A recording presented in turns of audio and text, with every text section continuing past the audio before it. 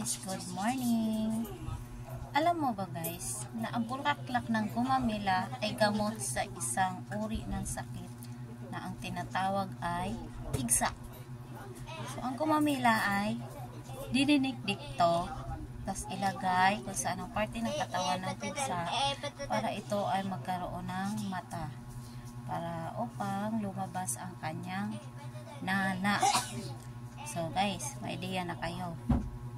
Bulaklak ng gumamela ay panggamot sa pigsa.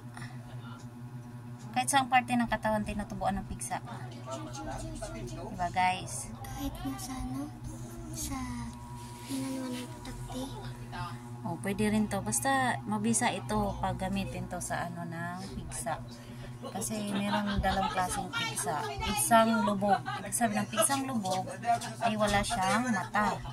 So ito ang nagbibigay ng para magkaroon ng mata at lumabas ang kanyang nana. So guys, may idea na kayo. So thank you.